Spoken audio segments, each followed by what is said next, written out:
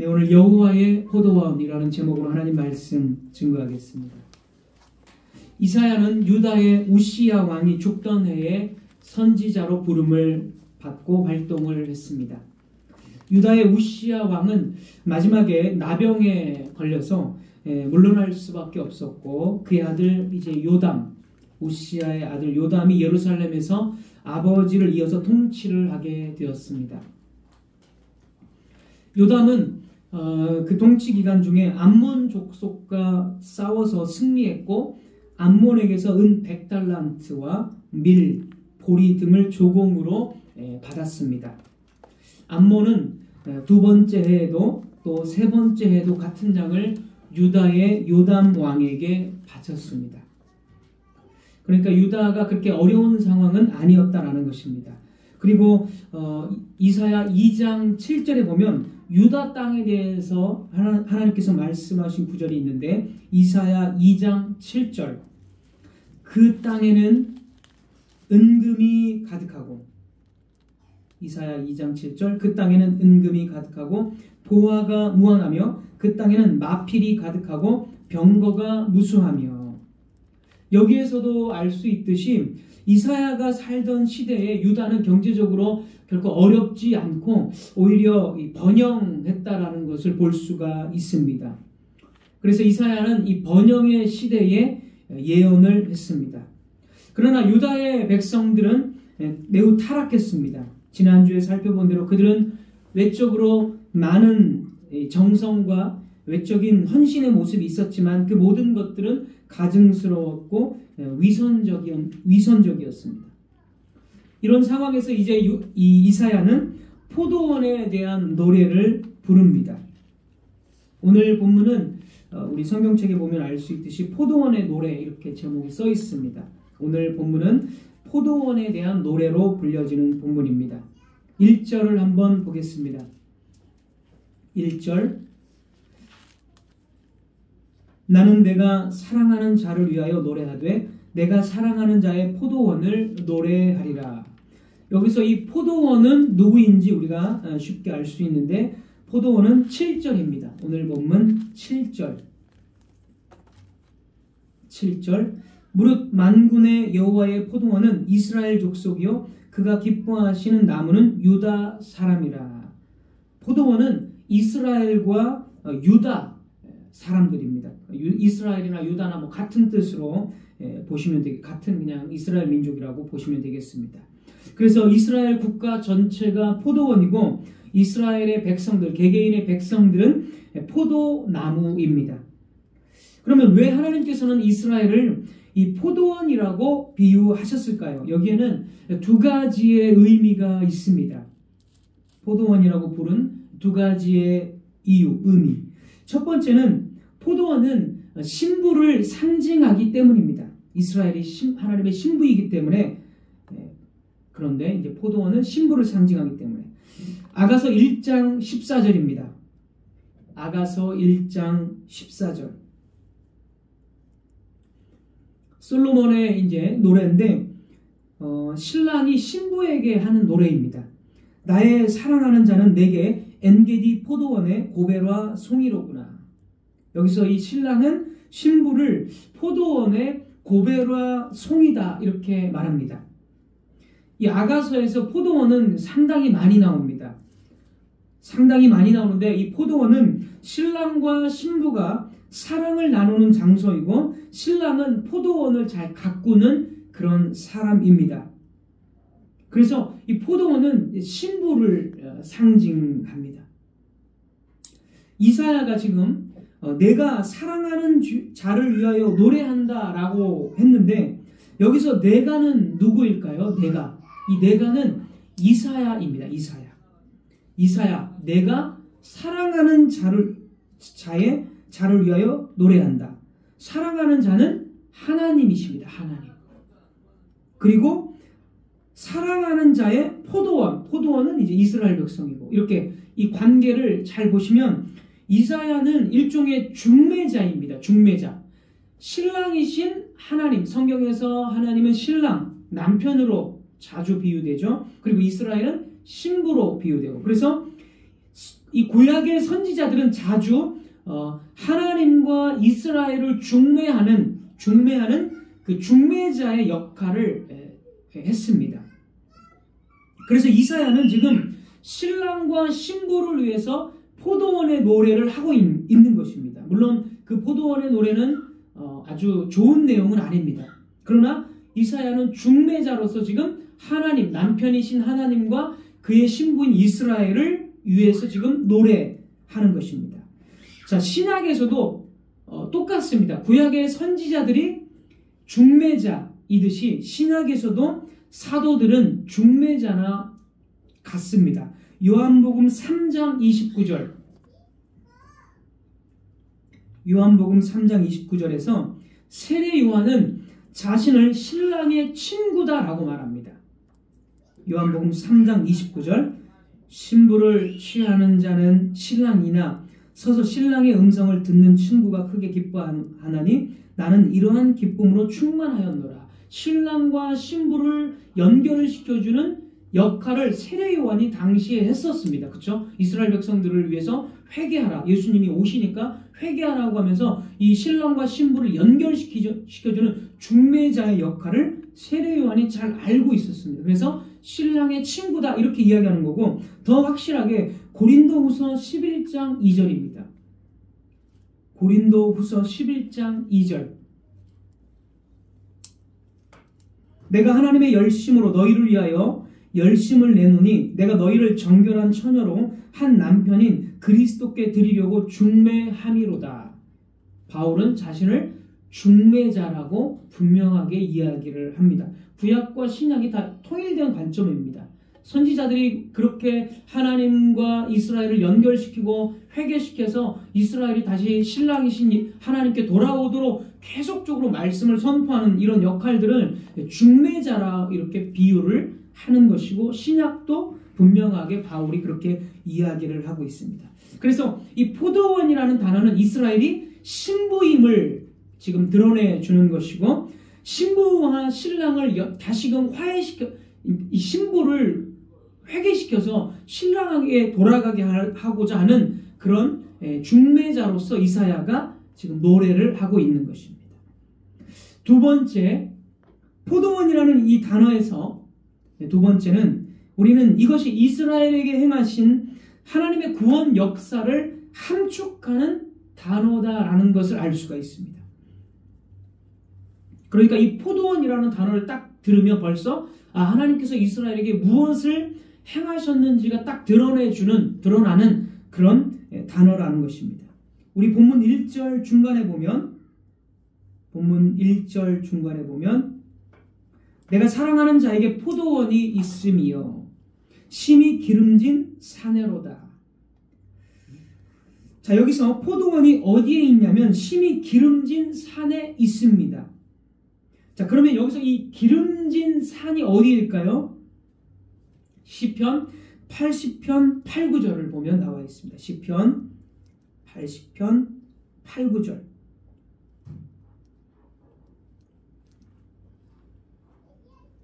시편 80편 8, 9절.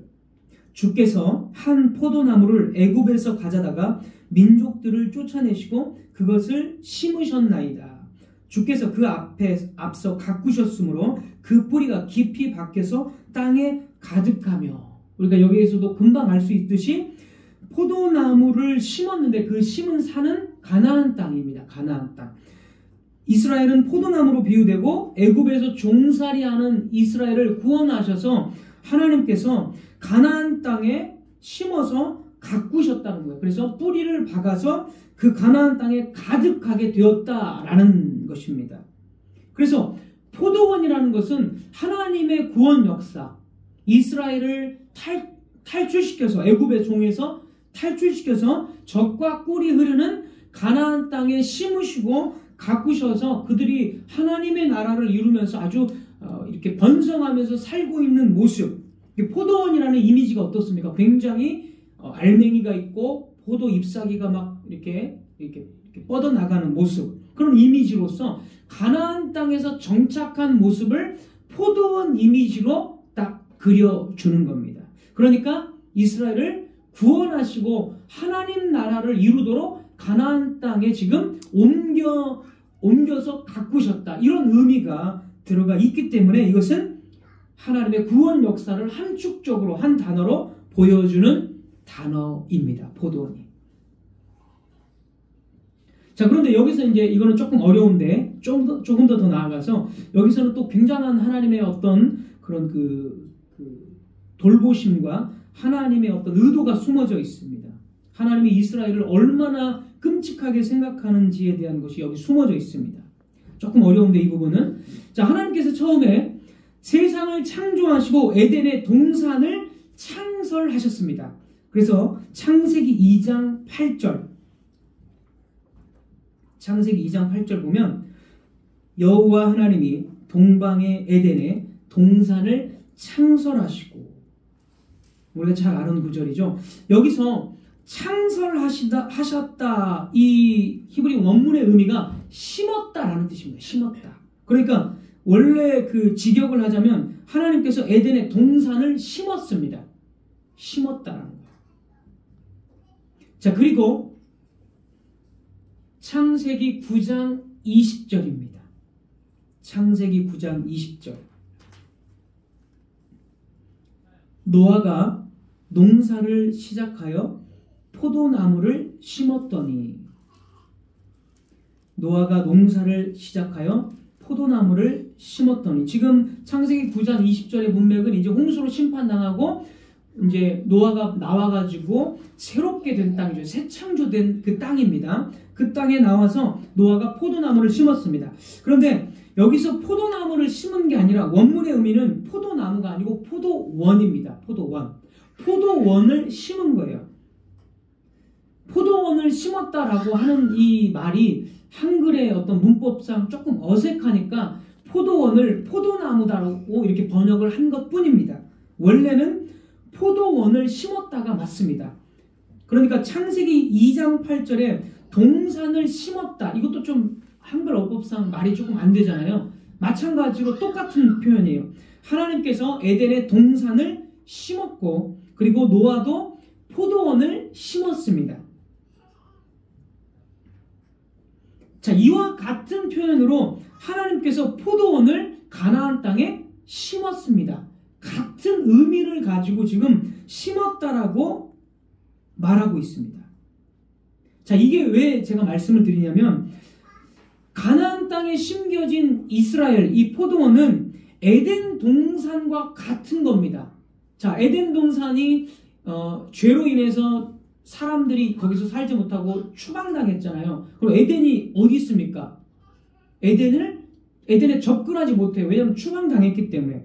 그런데 가나안 땅에 이스라엘을 포도원으로 심었다라는 것은 이스라엘 백성들이 어떤 의미가 있는 거예요? 하나님의 에덴 동산과 같은 역할을 하고 있다라는 뜻입니다. 에덴이 낙원이잖아요. 낙원, 동산이. 그 낙원처럼 이스라엘 백성들도 포도원인데 낙원의 역할을 함으로써 주변 민족들에게 하나님의 낙원을 이루는 곳이다. 이스라엘이 그런 민족이다. 제사장 나라고 하나님의 나라고 하나님의 낙원을 보여주는 민족이다. 그런 의미로 포도원이라는 단어를 쓰는 겁니다. 자, 노아 역시 마찬가지입니다. 노아도 에덴에 출입할 수 없지만 노아가 그 포도원을 심었다라는 것은 이제 그 에덴과 같은 의미로서 포도원을 심는 자입니다. 그래서 에덴 동산과 노아의 포도원과 그리고 이스라엘이 가나안 땅에 심겨진 포도원은 같은 의미를 가지고 있습니다. 세상 가운데 낙원을 보여주는 장소, 낙원을 보여주는 그러한 민족들이라는 뜻이 있습니다. 그렇게 해서 이방 민족들이 이스라엘을 포도원으로서 심겨진 이스라엘을 보면서 이게 하나님의 낙원이고 이게 하나님의 나라이구나 하면서 하나님께 돌아오도록 그러한 복음의 증인으로서 선전되도록 가나안 땅에 포도원으로서 이스라엘이 심겨진 것입니다. 쉽게 말하면 에덴 동산과 같은 낙원과 같은 존재다. 이스라엘이 포도원이. 그렇게 조금 어렵지만 여기까지 여러분 이해하실 수 있는 분들은 이해하시면 되겠습니다. 자, 그런 의미로서 포도원이라는 단어가 사용됩니다. 자, 두 번째, 이어서 이제 2절을 한번 보겠습니다. 2절. 2절 보면, 땅을 파서 돌을 제하고 극상품 포도나무를 심었도다. 그 중에 망대를 세웠고 또 그 안에 술틀을 팠도다. 자, 여기서 하나님의 돌보심을 보여주는 다 그런 그 경작의 언어들, 농사의 언어로 지금 그 하나님의 돌보심을 보여주는 것입니다. 그러니까 가나안 땅의 족속들을 다 쫓아내시고 이스라엘이 그 땅에 완전히 뿌리를 내리도록 모든 것들을 다 하셨다라는 뜻이죠. 자, 망대를 세웠는데, 망대라는 것은 알 수 있듯이, 여러분이 우리가 알 수 있듯이 성벽의 한 부분에 높게 설치되어져서 침략자들의 어떤 동향을 감시하는 것, 침략자가 이렇게 어떤 움직임이 있을 때 그런 것들을 빨리빨리 보고함으로써 지켜주고 보호하는 의미가 있습니다. 그래서 망대를 세웠다라는 것은 외부의 적들로부터 하나님께서 계속 이스라엘 보호하셨다라는 뜻입니다. 신랑으로서 포도원인 신부를 가꾸는 사람입니다. 아까 말씀드렸듯이. 그래서 신부를 사랑하고 보호하는 그런 모든 의무들을 신랑이신 하나님께서 신부를 위해서 다 했다라는 뜻입니다. 4절도 한번 보겠습니다. 4절. 내가 내 포도원을 위하여 행한 것 외에 무엇을 더할 것이 있으랴. 더할 것이 없을 정도로 모든 것을 다 했습니다. 그리고 이제 술틀을 팠다 이렇게 말합니다. 술틀이라는 것은 포도를 열매를 모아서 그 즙을 짜거나 이렇게 해서 그 포도주 또는 포도즙을 내는 그런 기구를 말합니다. 이 말은 무슨 뜻이냐면 열매를 하나님께서 거두기를 기대하셨다라는 뜻입니다. 그 술틀, 포도주나 포도즙을 내는 기구를 만들었다는 것입니다. 자, 그러나 이제 이스라엘이 맺은 포도는 좋은 포도가 아니라 들포도입니다. 들포도. 2절 끝에 보면 좋은 포도 맺기를 바랐더니 들포도를 맺었도다. 그러니까 들포도는 정말 맛이 없는, 너무 시고 상품 가치가 없는 것이죠. 자, 이 말씀은 그리고 이미 수백 년 전에 모세에 의해서 예언이 된 내용입니다. 모세는 이스라엘 백성들이 너희들이 이렇게 가나안 땅에 가면 이렇게 타락할 것이다라는 것을 미리 예언을 했습니다. 자, 신명기 32장 32, 33절입니다. 신명기 32장 32, 33절.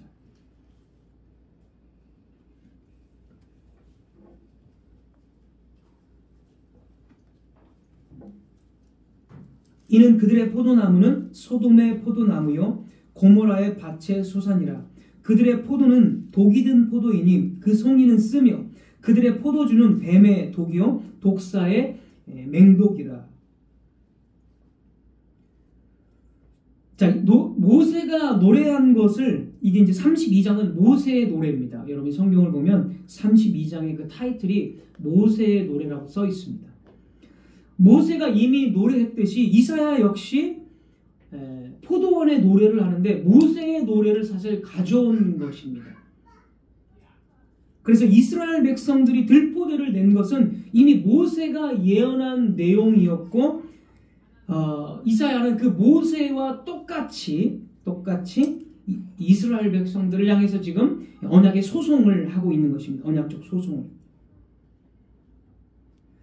이스라엘은 극상품 포도나무로 선택받은 극상품 포도나무였지만 들포도로 바꾸어졌습니다. 심지어 소돔의 포도가 되었습니다. 달콤한 포도 대신에 쓴 것, 독사의 독과 같은 포도가 되었습니다. 이 들포도는 이들의 구체적인 행실의 악함, 언약을 배반한 행실들, 이런 것들을 지적하는 것입니다. 그 들포도의 의미는. 그래서 그들의 행실이 이제 8절부터 23절까지 그들의 행실이 나와 있습니다. 간단하게만 말씀을 드리면 8절에 보면 율법을 어기면서까지 탐욕의 극치, 계속해서 땅이나 가옥들을 가난한 자로부터 압제하면서 빼앗는 이런 것들, 탐욕의 극치를 보여주고, 11절은 아주 이 방탕한 생활들, 13절은 율법에 대한 무관심, 18절은 거짓되고 죄악된 삶, 20절에는 악을 선하다 하고 선을 악하다 하고, 여러분이 나중에 읽어보시면 되겠습니다. 21절은 스스로 지혜롭다고 하고 23절은 뇌물을 받고 의인을 압제했습니다. 그리고 이제 이 모든 것들을 하나로 요약하면 오늘 본문 7절입니다. 7절 끝에 보면 오늘 본문 7절 끝에 그들에게 정의를 바라셨더니 도리어 포악이요 그들에게 공의를 바라셨더니 도리어 부르짖음이었도다. 이스라엘 전역에 곳곳에 정의 대신 포악함이 있었고, 공의 대신 힘없고 가난한 자들의 고통스러운 부르짖음이 곳곳에서 들려왔습니다. 그래서 여기서 부르짖음은 가난한 자의 그 탄식과 고통 소리입니다. 계속 이 힘 있는 자들이 압제하니까 빼앗고, 그러한 탄식 소리만 하나님께 들려왔다는 것입니다.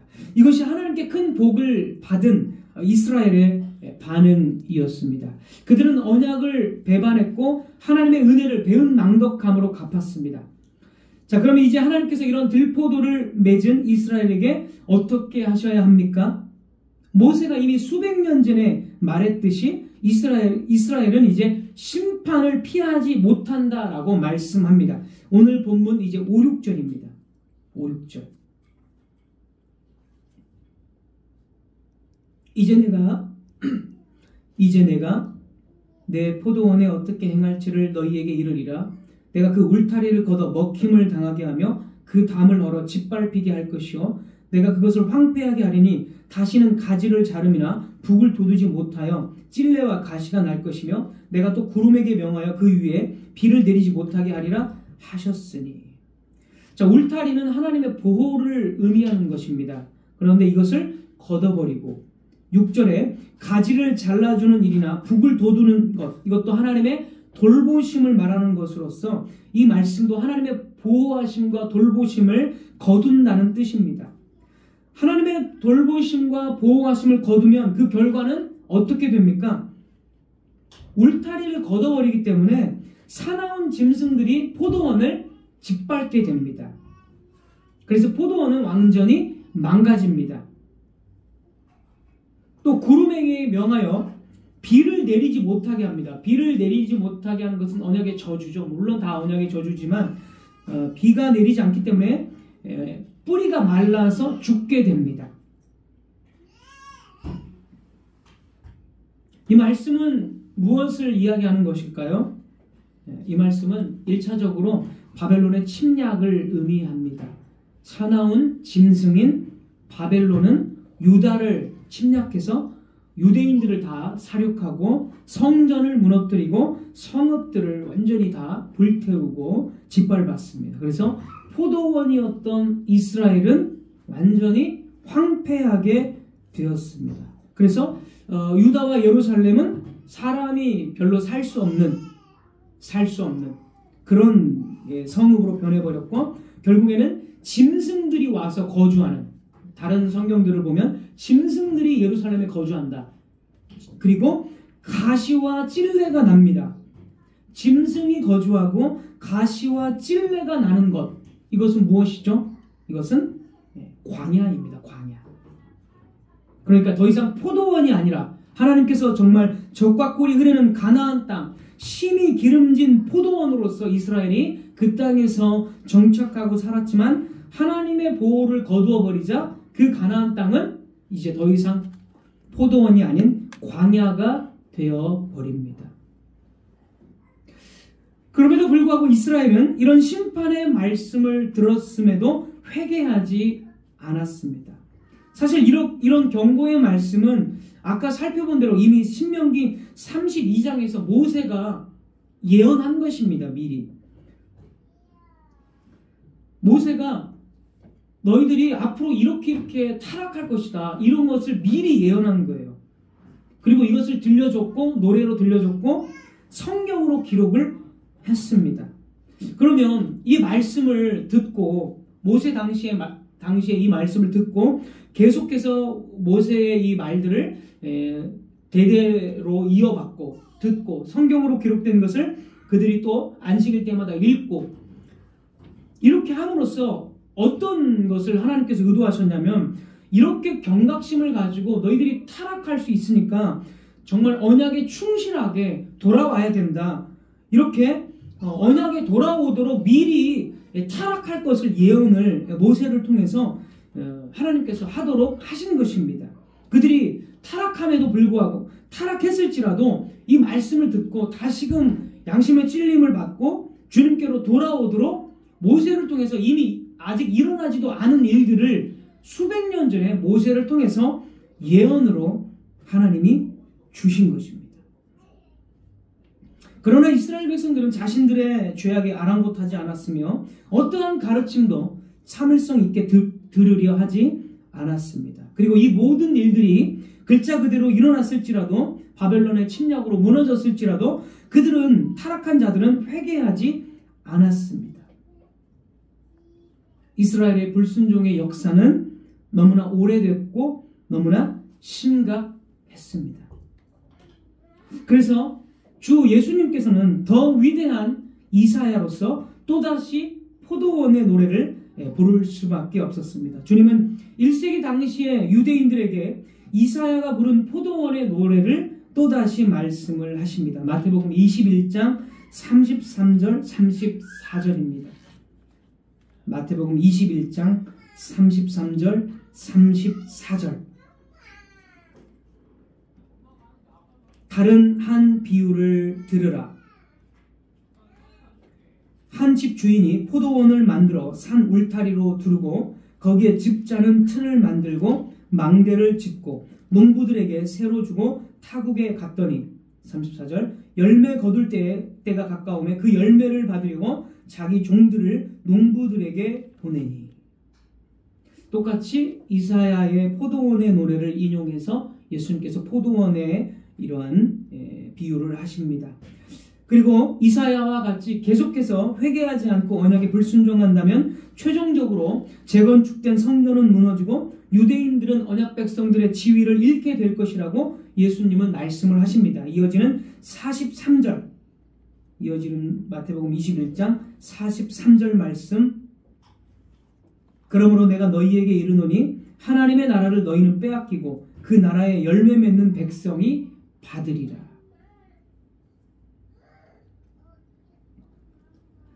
또한 주님께서는 당신의 포도원을 이루는 제자들에게도 이렇게 말씀을 하셨습니다. 요한복음 15장 5, 6절입니다. 이 부분도 우리가 좀 살펴봐야 됩니다. 요한복음 15장 5, 6절.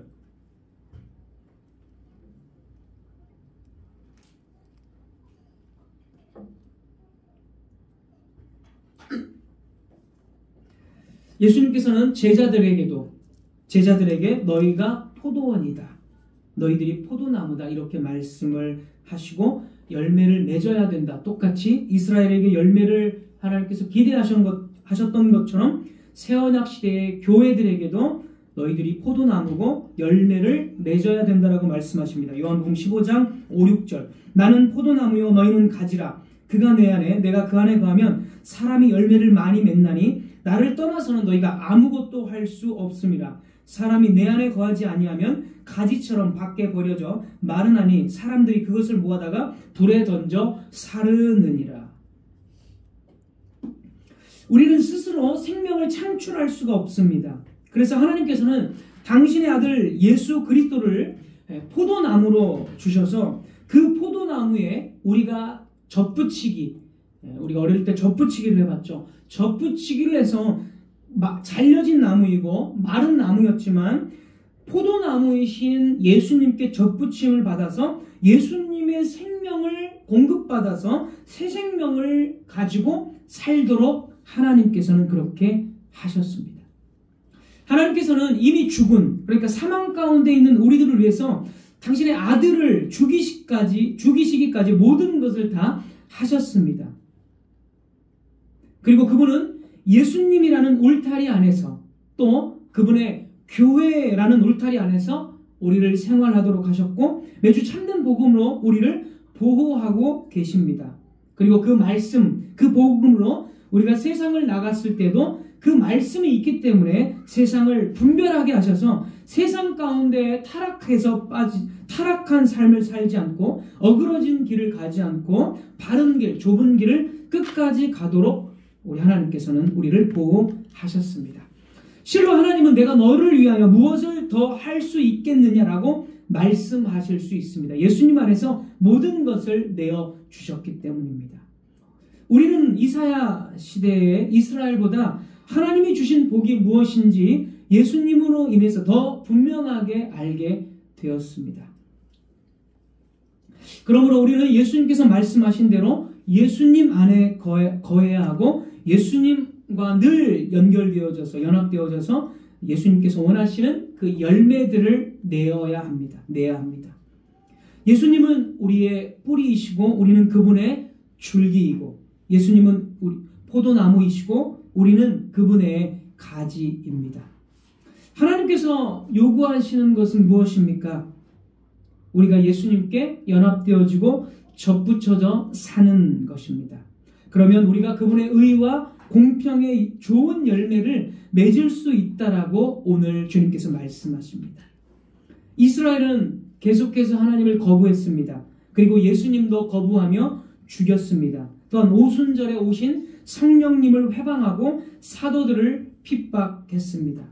하나님은 타락한 교회가 경고의 말씀을 듣고도 돌아오지 않는다면 교회로서의 자격을 박탈하십니다. 그 가지를 잘라서 밖에 던지면 사람들이 불사른다. 아까 요한복음 15장 5, 6절에서 분명히 말씀을 하십니다. 그러면 그 교회는 더 이상 하나님의 돌보심을 받는 포도원이 아니라 광야가 되어버리는 것입니다. 사랑하는 성도 여러분, 안타깝게도 교회의 역사 속에서 이러한 일들은 반복되어서 거듭 나타났습니다. 많은 사람들은 교회 안에 있으면서도 주 예수님께 붙어 있길 원하지 않았습니다. 그들은 교회됨을 거부합니다. 그럴 때 하나님께서는 당신의 복을 거두십니다. 당신의 보호를 거두십니다. 그래서 고집센 백성들에게는 듣는 귀를 가져가십니다. 이렇게 울타리와 비가 내려지는 것이 제거됩니다. 그러면 그들은 포도원이 아니라 광야로 바뀌어져 버립니다. 어떤 곳은 교회 전체가 세상적이고 참된 복음이 없고 죄가 난무한다면 정말 교회 전체를 아예 광야로 바꾸어 버리십니다. 하나님께서 당신의 보호를 거두신다면 그 사람은 그리고 그 교회는 이단자들이나 불경건한 자들에 의해서 또는 아예 세상으로 가는 그런 삼키움을 당할 것입니다. 그래서 그들은 가시와 엉겅퀴를 생산해낼 것입니다. 사랑하는 성도 여러분, 우리는 타락한 교회를 잘라내시는 심판의 역사를 보면서 또 타락한 교인들에게 하나님의 보호를 거두는 것을 보면서 우리 역시 두려워해야 합니다. 우리의 신앙과 삶을 돌아봐야 합니다.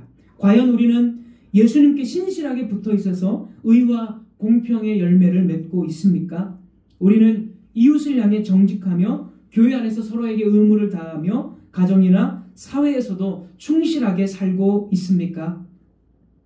우리의 영혼은 주 예수님을 사랑함으로써 아름다운 포도원으로 가꾸어져 가고 있습니까? 아니면 가시와 엉겅퀴를 내고 있습니까?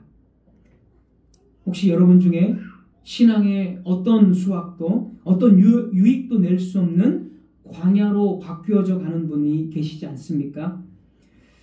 농부가 좋은 땅을 가만히 둘 때 어느 순간에 잡초가 자라나고 쓰레기들이 그 땅을 뒤덮는 것을 보셨을 것입니다. 만약 우리가 우리의 삶과 신앙을 돌보지 않고 무관심하다면 악한 것이 계속 증가해서 가시덤불이 되고 말 것입니다. 만약 우리가 우리의 신앙을 파괴하고 싶다면 우리는 구태여 노력해서 가시덤불에 씨앗을 뿌릴 필요가 없습니다. 물을 줄 필요도 없고 걸음을 줄 필요도 없습니다. 그냥 아무것도 하지 않은 채 가만히 있으면 됩니다. 어떠한 노력도 하지 않고 단지 가만히 있다면 우리는 우리의 신앙과 삶이 조금씩 그리고 천천히 가시덤불 숲으로 100배의 결실을 맺는 것을 우리는 확인할 수 있을 것입니다. 놀린 땅은 금방 쓰레기와 잡초로 무성하게 변하는 것처럼, 그리고 그 땅을 마귀, 사탄이 대신해서 경작할 것입니다. 우리가 우리의 신앙과 삶을 경작할 의지가 없다면 사탄이 그 자리를 차지해서 온갖 더러운 수확물을 낼 것입니다. 그리고 결국은 때가 되면 더러운 수확물에 대한 하나님의 심판이 내려질 것입니다. 주님께서 우리에게 바라시는 열매는 무엇입니까? 더 많은 사람들이 북적북적 되는 것입니까? 아니면 더 큰 예배당을 소유하는 것입니까? 아닙니다. 그러한 것들은 필요할 때 주님께서 적절하게 주실 것입니다. 주님께서 우리에게 요구하시는 것은 주님 안에 있어서 의와 공평의 열매를 맺는 것입니다.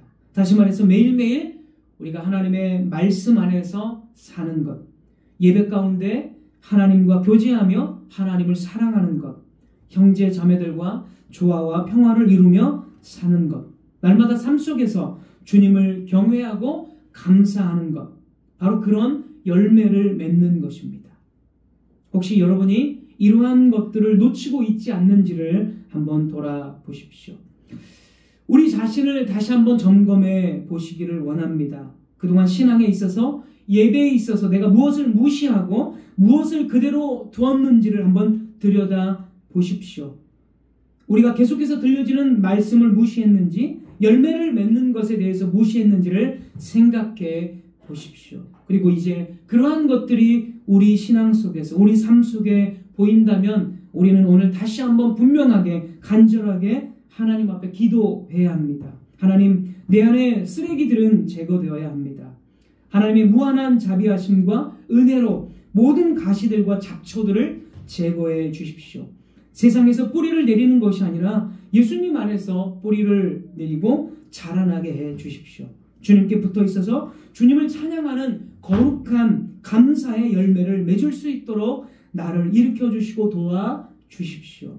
혹시 내가 멈춰 있다면 다시금 복음의 씨앗이 뿌려지고 씨앗이 새싹이 되어서 차가운 대지를 뚫고 나오게 해 주십시오. 그리고 아름다운 꽃을 피우고 믿음의 열매를 만들어서 하나님께 영광을 돌릴 수 있게 해 주십시오. 우리는 이렇게 간절히 기도해야 합니다. 여러분, 주님께서 주시는 이 경고는 우리를 보호하기 위한 장치입니다. 주님께서는 이 말씀을 통해 우리가 곁길로 나아가고자 하는 본성을 제어하십니다. 이 경고 역시 복음의 한 부분입니다. 그러므로 이 말씀을 받아들이고 주 예수님을 더욱 사랑하고 그분을 갈망하십시오. 주님 안에 거하며 말씀과 삶이 일치될 때까지 끊임없이 묵상하십시오. 말씀과 삶이 일치될 때까지 말씀을 내려놓아서는 안 됩니다. 그러면 우리는 분명 우리의 포도원은 더욱 자라나고 열매를 낼 것입니다. 우리 교회는 아름다운 포도원으로 경작되어 주님께서 주시는 포도주와 열매를 즐길 수 있을 것입니다. 기도하겠습니다. 하나님 아버지, 감사합니다.